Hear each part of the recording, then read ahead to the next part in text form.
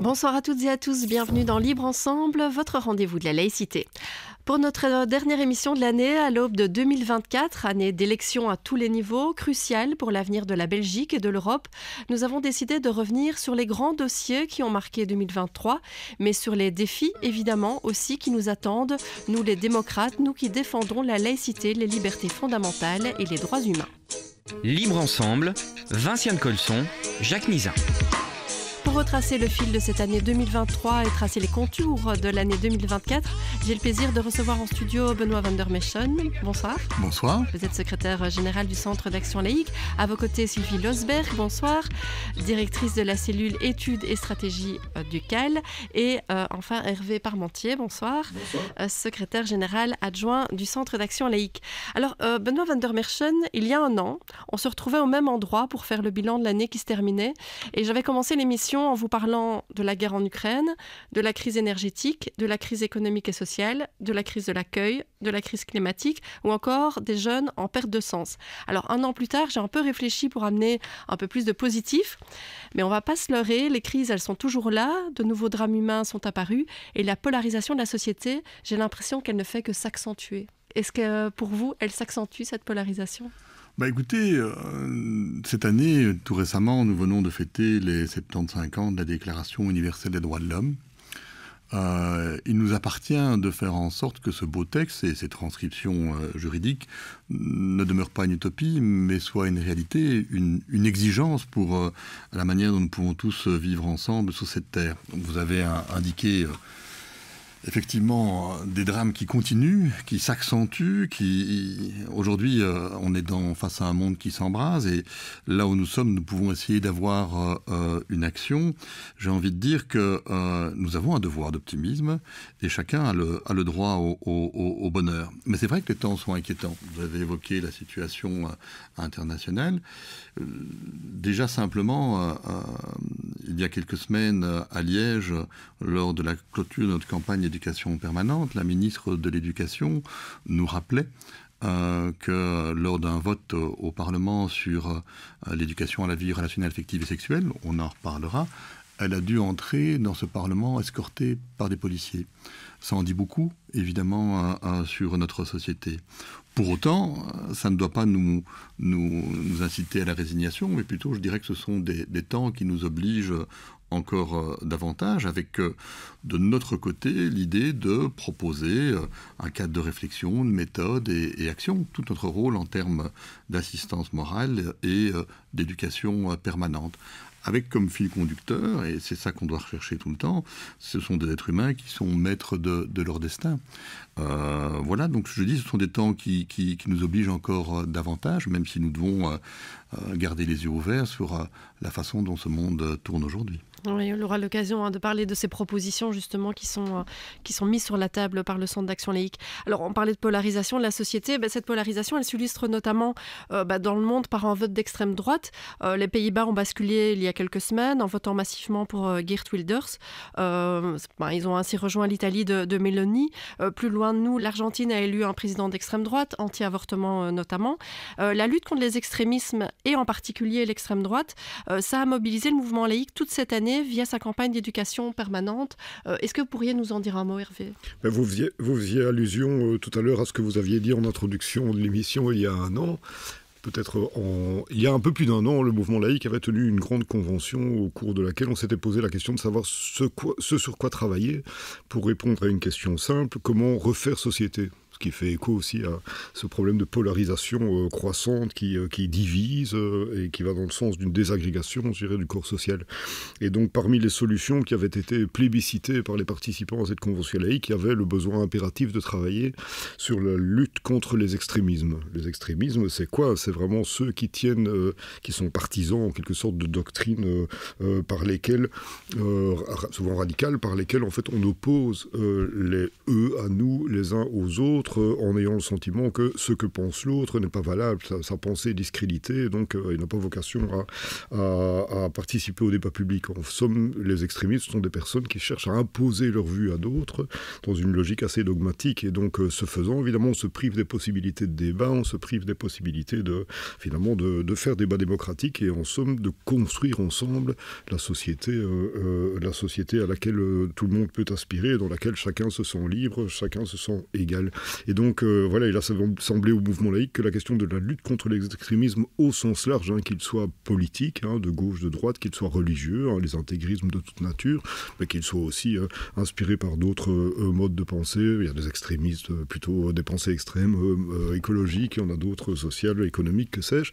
Et donc voilà, on a voulu au Centre d'Action Laïque du coup consacrer toute une campagne d'éducation permanente en 2023 à la question des extrémismes, et on avait appelé cette campagne « Les extrémismes, notre prison ». Et c'est vraiment dire cette logique d'enfermement, de pensée en silo, etc., d'impossibilité d'ouverture à l'autre qu'on retrouve dans l'acte et la pensée extrémiste.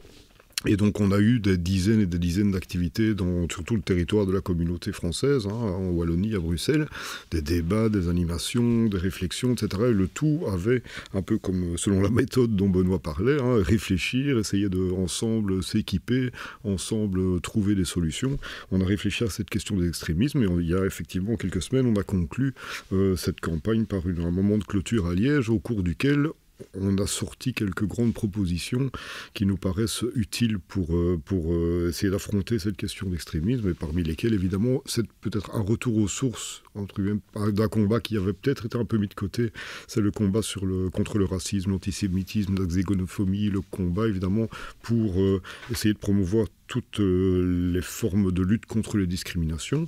Il y avait d'autres outils qui ont été mis en évidence, comme la question de la pédagogie au sens large, mais tant à l'égard des jeunes, ceux qui fréquentent l'enseignement obligatoire, que les adultes. Il y a une série de phénomènes sur lesquels on doit équiper absolument les citoyens d'aujourd'hui et de demain en matière d'outils d'analyse critique, leur apprendre ou les aider à pouvoir penser par eux-mêmes. Il y a d'autres sujets tels que les inégalités sociales qui sont incontournables, parce qu'évidemment les gens qui se sentent en situation de déclassement ou qui le sont ou qui craignent de l'être, à un moment ou à un autre, perdent confiance dans la capacité des institutions publiques à améliorer leur situation. Et donc, ce sont des boulevards qui s'ouvrent pour les extrémismes, etc. Il y a une série d'autres propositions. Et donc, bien entendu, évidemment, il y a les extrémismes au sens large, mais à la perspective d'une année électorale qui s'ouvre maintenant en 2024, la question chez nous de l'extrême droite apparaît évidemment avec encore plus de force, d'autant, vous le disiez, quand on voit la situation chez nos pays voisins. Pour l'instant, en communauté française, on a l'impression d'une espèce d'île au milieu d'un paysage de plus en plus conservateur dans nos pays voisins, à l'exception sans doute de Luxembourg. On le voit en Hollande, on connaît la France et l'importance du parti du Rassemblement national de Mme Le Pen, et ainsi de suite. On voit en Allemagne aussi que l'extrême droite gagne, etc. Donc la question de l'extrême droite est évidemment un combat sur lequel on agit énormément, et on en remettra beaucoup de couches, si je puis dire, lors de l'année qui vient. Mais oui, justement, Sylvie Losberg, c'est vrai que l'année qui vient, ça va être l'occasion de continuer à se mobiliser, notamment contre les extrémismes, et l'occasion du coup aussi peut-être de réaffirmer nos droits, nos libertés fondamentales, besoin de toujours réaffirmer que rien n'est acquis. Oui, rien n'est acquis, mais surtout, je pense prendre conscience que les piliers, les valeurs que nous défendons sont attaqués l'un après l'autre. La liberté est attaquée dans ce qu'elle représente comme espace d'émancipation. Aujourd'hui, on revendique la liberté pour agresser quelqu'un, voilà, même verbalement. La question de la liberté d'expression, ce n'est pas absolu. Une liberté n'est jamais absolue. Et aujourd'hui, on voit que derrière le mot liberté, on cherche à instrumentaliser cette valeur de liberté pour en faire un instrument de contrainte ou d'agression violente. Idem sur l'égalité. La question de l'égalité est totalement contestée aujourd'hui dans l'acception que Benoît a rappelé, la Déclaration universelle des droits humains. Aujourd'hui, on a des personnes qui, sans vergogne, estiment qu'un être humain n'est pas égal à un autre. Et c'est aussi le cas de la solidarité, notre troisième pilier, puisque la solidarité est aussi attaquée. Les ONG sont attaquées, il y a des intimidations, il y a une volonté aussi de certains partis de faire en sorte que la société ne soit plus aussi interconnectée et donc opposer les groupes les uns aux autres dans cette logique du eux et nous. Et donc je crois que aussi on doit travailler sur qu'est-ce que ça veut dire les droits et les libertés, hein? C'est pas simplement nos droits sont attaqués, non, et derrière ça, je crois qu'il y a un vrai projet de société, et ça vient d'être rappelé, qui malheureusement voit se conjoindre des extrêmes qui en fait ne se retrouvent pas dans leur projet de société, mais par contre ils se retrouvent pour contester le nôtre. Mais alors du coup j'ai envie de continuer avec vous, Sylvie Losberg, pour parler d'un autre dossier qui a marqué l'année, c'est l'EVRAS, donc l'éducation à la vie relationnelle, affective et sexuelle. Alors il y a un décret qui a donc rendu obligatoire les animations EVRAS en 6e primaire et en 4e secondaire. Et lorsque ce décret est arrivé au Parlement de la Fédération Wallonie-Bruxelles et de la région wallonne, on était un peu étonnés de voir la violence que ça a pu susciter dans une partie de la société. Est-ce que cette contestation d'une partie de la société envers ce décret EVRAS, elle vous a étonné, Sylvie Losberg ? Oui, elle était étonnante dans l'expression. En revanche, le substrat, d'où ça vient, ça on connaissait. On l'a vu en France avec les ABC d'éducation il y a plus de 10 ans.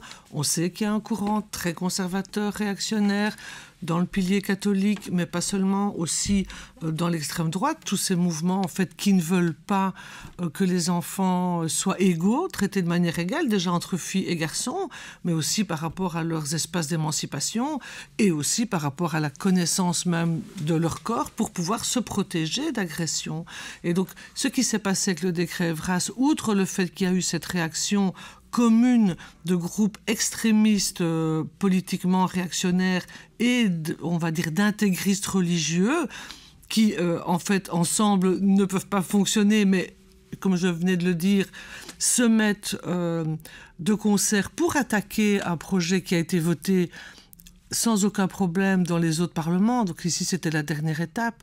Et donc ça montre bien que derrière ça, il y a une organisation qui essaye de déstabiliser finalement le fonctionnement d'un État démocratique, c'est-à-dire un vote au Parlement, non seulement en faisant pression sur les élus, mais aussi en répandant dans la société des informations totalement erronées pour faire peur aux gens et leur faire croire que leurs dirigeants sont des pédocriminels, que sais-je.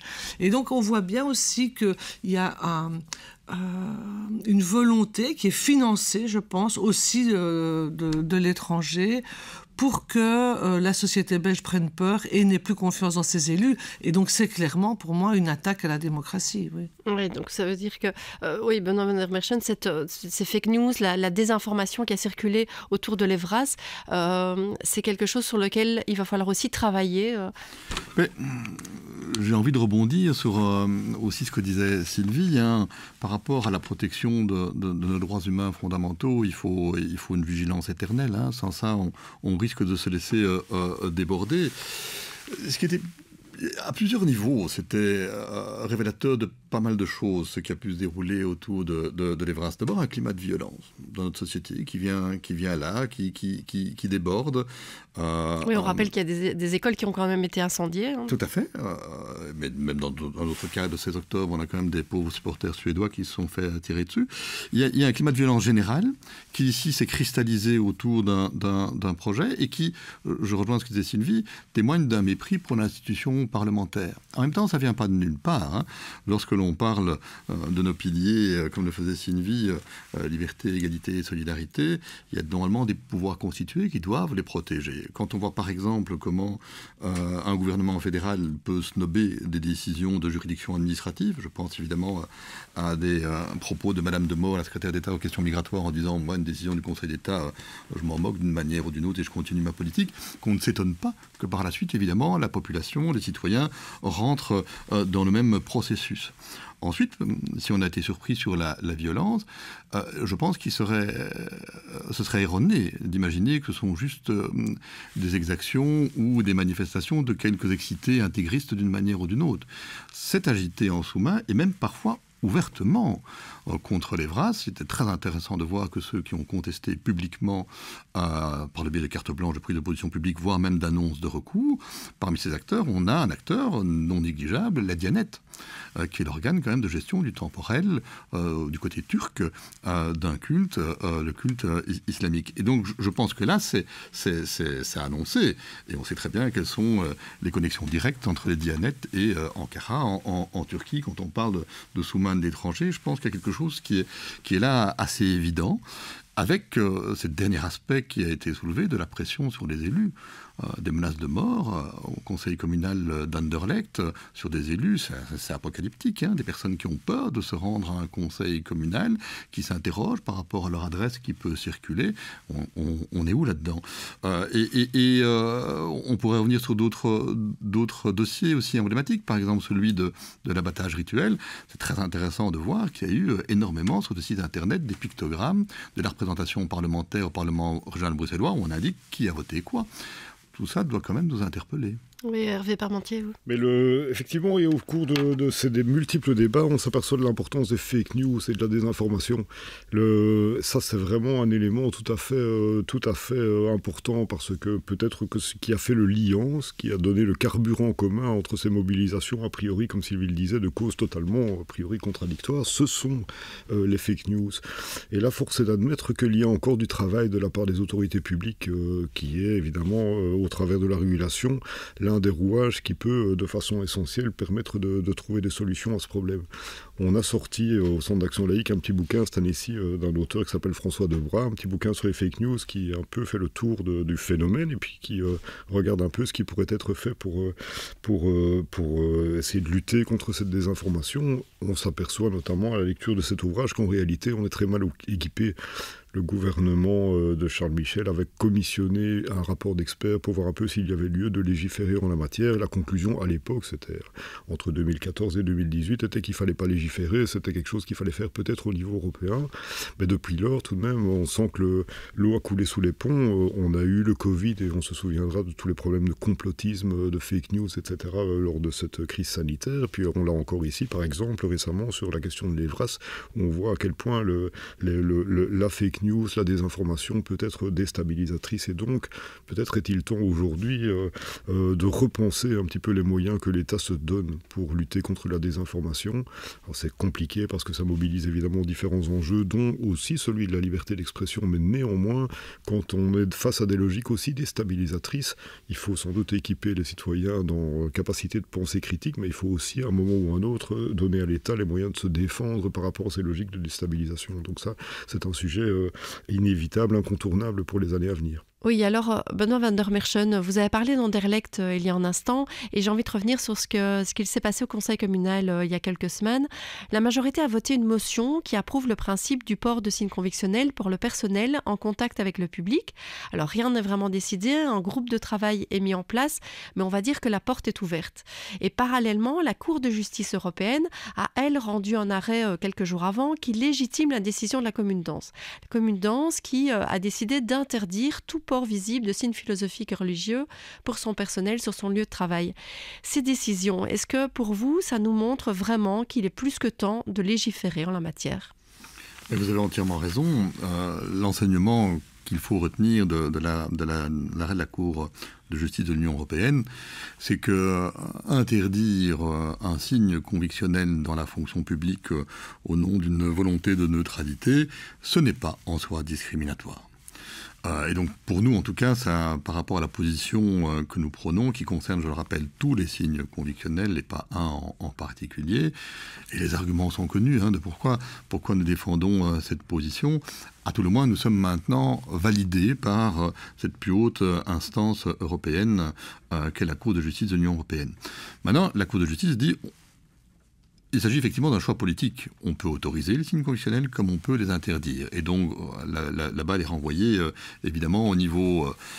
Ici, malheureusement, au niveau local, parce que nous, de notre côté, nous pensons que ça va être impossible à gérer. Si dans une commune bruxelloise on autorise, la commune voisine où on interdit, il faut que le politique définitivement assume ses responsabilités et au plus tôt, certainement après les élections, puisse prendre une décision qui nous évitera un feuilleton à épisode.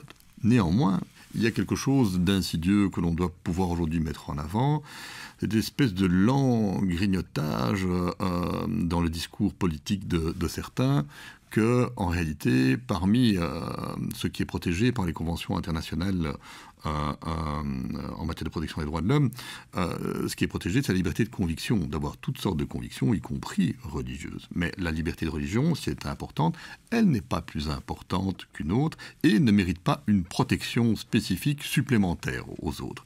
Et là, on sent quand même cette volonté dans le discours politique de dire que, oui, après tout, c'est une religion qui mérite d'être mieux protégée, c'est une liberté qui mérite d'être mieux protégée. Attention, parce qu'à partir de là, je ne vais pas revenir sur l'idée qu'avec les religions, il y a toujours une bagarre à la clé, mais on peut rentrer dans une dynamique de prosélytisme, on peut rentrer dans une dynamique de discrimination qui, d'une façon ou d'une autre, mérite d'être réfléchie avant d'aller dans cette voie-là. Ouais, donc c'est pas innocent d'avoir ce terme port de signe confessionnel et pas convictionnel. Et donc tout ceci nous dit une seule chose, on a besoin de laïcité et on a besoin d'un mouvement laïque fort. Alors on l'a dit, 2024 c'est une année qui est pleine d'enjeux et de défis puisque c'est une année électorale où on va voter pour tous les niveaux de pouvoir, donc européen, fédéral, régional, communautaire le 9 juin et ensuite le niveau communal en octobre. On l'a dit aussi que le rôle du mouvement laïque, c'est pas uniquement dénoncer, mais c'est aussi proposer. Donc le CAL a ouvert la réflexion, a repensé ses propositions, a sorti un mémorandum. Alors on va pas pouvoir lister toutes les propositions de ce mémorandum. Je vous invite à vous diriger vers le site internet du Centre d'action laïque si vous voulez voir toutes les propositions. Mais j'ai envie de vous demander à chacun, à chacune, une proposition, un axe du mémorandum qui pour vous est prioritaire. Alors peut-être Sylvie Losberg pour commencer ? Oui, ce n'est pas une nouveauté, c'est le droit des femmes à recourir à l'avortement sans être soumises à des législations pointilleuses qui finalement les stigmatisent et occasionnent beaucoup de soucis, que ce soit psychologiques ou même physiologiques, si elles doivent partir à l'étranger en ayant dépassé ce court délai de 12 semaines. Et pourquoi l'interruption de grossesse ? Dans tout ce qui a été dit auparavant, c'est un peu comme pour les VRAS, en fait. On a une Belgique qui a beaucoup évolué, surtout, je pense, depuis la fin du XXe et le début de ce siècle-ci, pour revendiquer une société ouverte avec une sécularisation qui garantit les libertés de chacun. Et même le pilier catholique a beaucoup avancé sur cette question, notamment par rapport à l'Evras, où on a vu une concertation à la fois des laïcs et des catholiques sur cette question. Sur la question de l'avortement, on est aussi dans un grand mouvement où les professeurs d'université, catholiques ou autres, ont donné des avis unanimes sur les recommandations qu'il fallait mettre en œuvre. Oui, un rapport qui est sorti cette année avec un consensus au niveau des experts sur cette prolongation du délai, par exemple. Et donc, ce que l'on voit, c'est que la liberté de s'émanciper, aussi le droit à l'intégrité physique et psychique par rapport aux enfants, les VRAS, ou des agressions sexuelles, etc., là aussi, le pilier catholique a embrayé. Alors, en fait, on se retrouve devant un enjeu qui est exemplifié dans d'autres pays, c'est que le droit à l'IVG, c'est le droit indicateur de la démocratie. Et si on donne prime à la religion intégriste, eh bien en fait, on défend un modèle théocratique par rapport à un modèle démocratique. Et donc je crois que là, on a vraiment un enjeu qui va nous permettre de travailler dans la prochaine législature pour peu que l'extrême droite ne passe pas. Voilà. Et donc c'est vraiment pour nous un élément qu'il ne faut absolument pas lâcher parce que je crois que c'est vraiment indicateur et donc ça reste une de nos priorités pour l'année à venir. Autre priorité qu'on pourrait mettre en avant, peut-être Hervé Parmentier ? Moi, je retiendrai parmi les nombreuses priorités du mémorandum la question des 2 heures de cours de philosophie-citoyenneté. On pensait en réalité que le dossier serait réglé au cours de l'actuelle législature et on n'a pas passé loin en somme puisque le Parlement de la communauté française a voté un texte invitant le gouvernement à mettre en œuvre alors un cours de 2 heures de philosophie de citoyenneté obligatoire pour tous les donc dans la grille horaire pour tous les élèves de l'enseignement officiel, rendant en quelque sorte les cours de religion ou de morale laïque d'ailleurs facultatifs en dehors de la grille horaire. Un horaire acceptable pour que les élèves qui ont envie de suivre ces cours puissent les suivre. Mais néanmoins, voilà, le cours de philosophie-citoyenneté rentrait pleinement alors dans la grille horaire et c'était une réforme à laquelle nous tenions beaucoup. Malheureusement, le gouvernement n'a pas pu trouver consensus pour finaliser la mise en œuvre de ces recommandations parlementaires. Et donc c'est pour nous un enjeu qui reste un enjeu essentiel pour les prochaines élections. On espère évidemment que le prochain gouvernement aura à cœur de mettre en œuvre cette fois-ci les recommandations du Parlement. Et pourquoi ? Parce que 2 heures de philosophie citoyenneté, c'est sans doute pas trop pour aider les jeunes, évidemment, à se saisir d'un certain nombre d'enjeux qui traversent les sociétés. Une série de sujets sur lesquels on demande toujours que l'école soit active, des sujets de société, des sujets qu'il est important que les enfants puissent débattre entre eux. Et donc 2 heures de philosophie citoyenneté, on a tendance à penser que c'est sans doute un minimum par rapport à tout ce qu'on demande aux enfants finalement de traiter, de connaître dans leur parcours scolaire. Et puis surtout, 2 heures de philosophie citoyenneté, en lieu et place des cours de religion, de morale laïque, c'est 2 heures où les élèves débattent ensemble, c'est-à-dire qu'ils ne sont pas séparés sur base d'une conviction quelconque ou d'une absence de conviction. Ils sont ensemble pour discuter d'un certain nombre de sujets essentiels de société. Et donc ça, on appelle vraiment de nos voeux à la concrétisation de cette résolution parlementaire, invitant donc à rendre obligatoire 2 heures de philosophie citoyenneté là dans l'enseignement officiel. Et tant qu'à faire, on ne trouverait pas inutile que l'ensemble des élèves de l'enseignement obligatoire aient accès à ce cours et donc que dans l'enseignement libre, cela devienne également un vrai cours de 2 heures plutôt qu'un enseignement dispersé un peu au gré des matières et en fonction un peu de l'intérêt que porteraient les directions ou certains enseignants en matière enseignée. Oui, d'ailleurs, je rappelle qu'en 2024, près de 800 000 Belges voteront pour la première fois, donc les primo-votants, donc les jeunes, c'est quand même un enjeu crucial aussi des prochaines élections, d'où l'intérêt d'avoir aussi un cours de CPC, de philosophie, de citoyenneté, qui puisse les sensibiliser à une série de thématiques. Benoît Werner-Merchen, une priorité que vous pourriez mettre en avant ? C'est compliqué de trouver une priorité, parce que notre mémorandum va bientôt être mis en ligne. Vous aurez le lien sur notre site. Elles sont multiples, les priorités du Centre d'Action Laïque. Il y a beaucoup de sujets. Et je pense ce qui est peut-être important de retenir malgré tout, parce que c'est le principe de base, c'est l'inscription de la laïcité dans la Constitution. Tout ce qu'on pourra évoquer par après en découle. On est aujourd'hui dans un monde où peut-être qu'on doit constater un fossé entre ceux qui veulent peut-être justement une société figée, voire des retours en arrière, et d'autres qui imaginent qu'on peut se donner les moyens de penser par et pour soi-même son avenir. La laïcité, en réalité, c'est ça. On a beaucoup défini, rediscuté ici en interne, mais on sait sur quoi elle se base comme type d'exigence indissociable. C'est la liberté de conscience, c'est l'égalité de tous les citoyens, quelle que soit leur origine, leur sexe, leur conviction spirituelle ou autre, et la visée de l'intérêt général comme raison d'être à l'État. Qui peut avoir peur aujourd'hui de ce concept ? Et si nous, on ne se l'approprie pas, qui va le faire ? Donc je pense que c'est important de se dire que la laïcité, c'est un acte de confiance de l'être humain dans l'être humain, et que plus on a de diversité dans notre société, sans doute on a d'autant plus besoin de laïcité, parce que c'est sans doute le seul moyen d'essayer d'éviter que certains essayent de faire primer des valeurs spécifiques sur l'universalité des droits. Et donc on doit, nous, considérer et concevoir la laïcité comme une réponse à portée universelle, qui n'est pas une option parmi d'autres, mais qui est justement ce qui permet à chacun de s'exprimer dans le respect de chacun. Et ça, c'est important aujourd'hui plus que jamais. Oui. Alors on arrive à la fin de l'émission, mais peut-être juste un mot, on va dire en 30 secondes, mais on aura l'occasion d'en reparler encore l'année prochaine. C'est le sujet de la campagne d'éducation de l'année prochaine. On le sait déjà, ce sera la lutte contre la pauvreté, la précarité. Un mot sur cette campagne ? Très rapidement, effectivement, je vous disais tout à l'heure qu'on s'était posé une grande question il y a un an, comment refaire société ? La lutte contre les extrémismes était une des thématiques qui ressortait comme un élément de réponse essentiel. Un autre élément, c'est la lutte contre la précarité et le renforcement de la cohésion sociale. Pourquoi ? Parce qu'il ne peut pas y avoir d'émancipation dans la société, il ne peut pas avoir exercice des droits et libertés fondamentales si en fait certaines personnes ne mènent pas une vie dans des conditions dignes.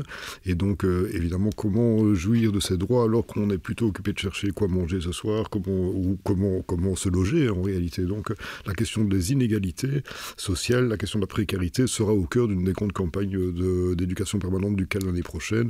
On aura évidemment l'occasion d'y revenir. C'est évidemment solidarité, égalité au cœur des principes et valeurs de la laïcité. Merci beaucoup vraiment à tous les trois. Donc, je le rappelle, Benoît Werner-Merchen, secrétaire général du Centre d'Action Laïque, Sylvie Losberg, directrice de la cellule études et stratégies, et Hervé Parmentier, secrétaire général adjoint. Mais donc, il est temps de fermer la porte alors de 2023. On va se nourrir des victoires quand même, il y en a eu, et on va rassembler nos forces pour batailler ferme en 2024. Mais en attendant, on vous souhaite de bonnes fêtes, profitez-en bien, et bonne année 2024 déjà à toutes et tous. Merci beaucoup à tous les trois. Merci. Merci.